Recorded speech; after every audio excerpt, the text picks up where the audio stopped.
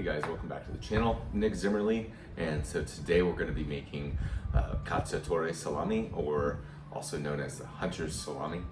It's an Italian style salami, which the reason it's called hunter's salami is it's small enough to fit in a hunter's pocket. So what defines this is the size of the casing and the actual salami itself. So a hunter's salami traditionally was used for a hunter while going hunting, either whether it's trekking through the woods or sitting waiting at your hunting spot, and it would be used as a snack. So it just needs to be small enough to fit into a hunter's pocket. So let's get to it. Okay, so first and foremost, we're gonna want to rehydrate our starter cultures. In this case, I'm using some starter cultures that I got from the sausage maker. I'll include a link to their website in the description, but this one is FLC starter culture, and there's instructions on the back on how to use it and how long to ferment it and whatnot. So this will feed on the dextrose in our recipe to produce lactic acid to lower the pH in our salami. All right, so we're gonna let that rehydrate for about 15 to 20 minutes, or at least while we get our other ingredients together. We got ground pork. We're gonna weigh that out and then calculate 2.5% sea salt and 0.25% pink curing salt number 1, since this will be dried for less than 30 days, and then 0.4% powdered dextrose. And then any other spices that you're gonna use is kind of up to you. You could even throw some white or red wine in there. So we're adding our ground pork to the mixer. Obviously back in the day they didn't have stand mixers, so if you want to, you can mix this with your hands.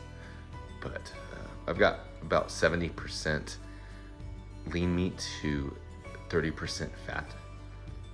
You'd want to just around that. You can mess with that a little bit too, but you do want a decent amount of fat so your salami doesn't come out too dry. So I've got that on the lowest setting, and so I'm adding my curing salts and dextrose and spices.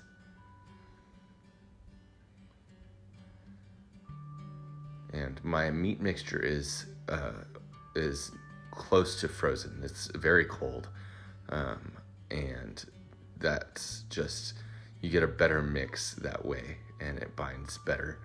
So you see me adding the starter culture, and so I did have a couple of frozen bits that I cranked up the speed for a couple seconds just to break those up. But it doesn't have to be partially frozen, but you do want a nice cold meat mixture.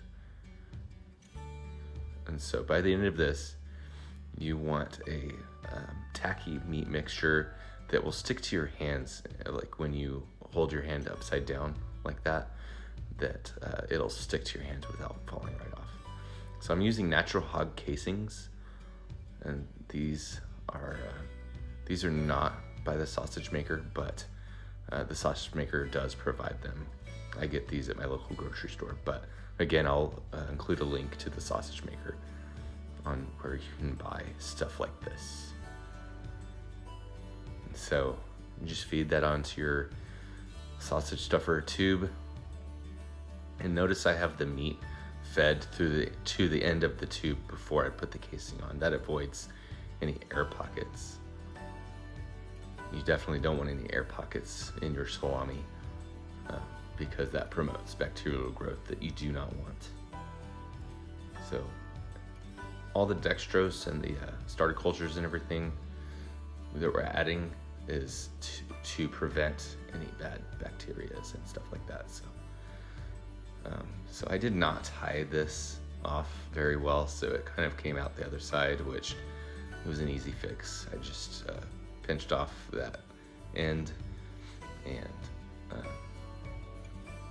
tied some butcher twine at the end, and then carried on.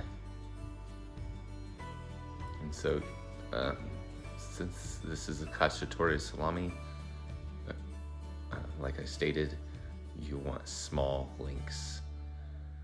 So I didn't make too long of a link, and so I'm just gonna do that until we are out of meat to stuff.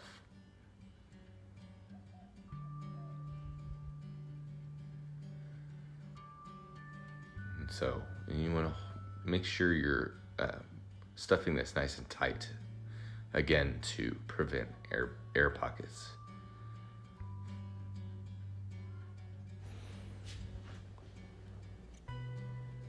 So once all this is stuffed, all the meat and mixture is used up, we're going to get our links into individual links, and we're going to prick those with a sausage pricker, or you can use a safety pin if you don't have a sausage pricker. Just make sure it's sterilized, of course. And so the reason we're poking holes is, again, to prevent any air pockets and to allow some moisture to escape. And so these are gonna sit and ferment for the next 48 hours. We're gonna place the lid on this, and I have a closet that is just slightly warmer than the rest of my house. And so that'll kickstart the fermentation, that temperature plus the humidity inside this container once we put the lid on it.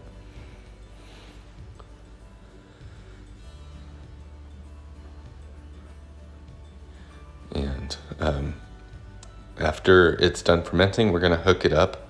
We're gonna put hooks on it, and that way we can hang it in our dry curing chamber.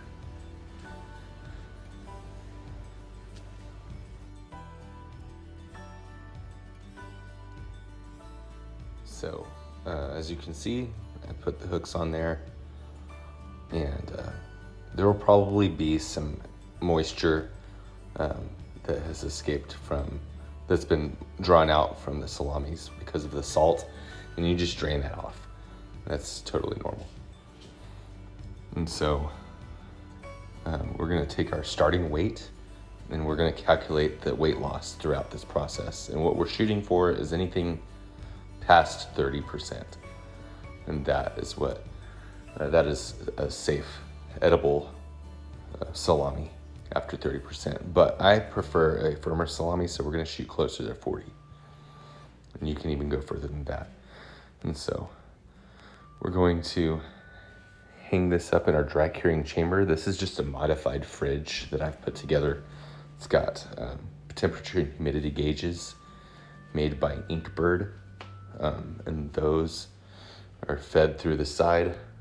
And I've got this set at 55 degrees Fahrenheit, and there's a cup of salt water and a dry salt in the back of this, and that will produce between a 75 and 80% humidity. And so that is necessary for this kind of setup.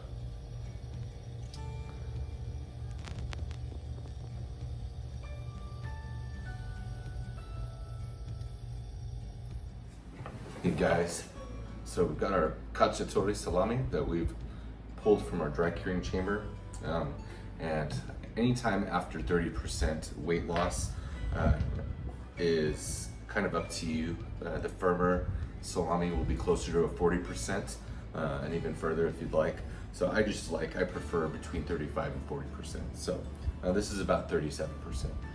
So Cacciatore Salami, remember, is all about the size of the casing and the size of the salami. This can fit in your pocket, and so that's traditionally what it's used for. It's hunter's salami, fits in a hunter's pocket while he's hunting. So smells great. Very minimal mold. There's a little spot of white mold on here, which is totally fine. That's penicillium mold. It's edible, and if you want to remove that, you can just brush this down with vinegar water solution. That's a 50-50 ratio between vinegar and water, and then that will inhibit any further mold growth. So, but we're just gonna eat this as is. We'll slice into this and see how it tastes.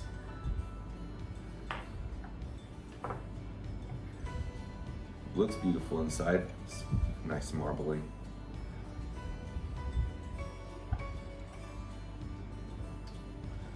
All right, just got a few pieces here. Some Cacciatore salami.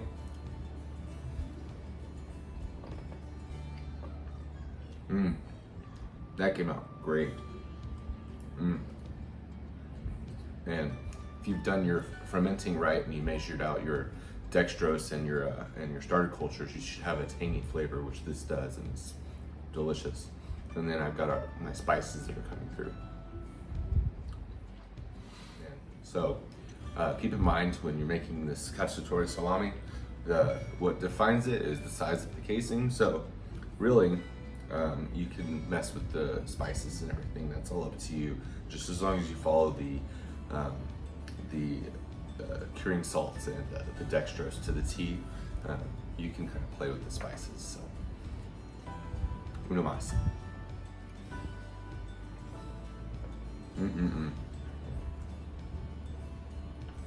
So, this will be vacuum sealed and thrown in the fridge, and it'll actually age further once it's in vacuum. So, open it here in a couple of months. It could taste completely different, better flavor. So, if you like the recipe, go ahead and try it out. Leave a comment. I'd love to know what you thought, and thank you for watching.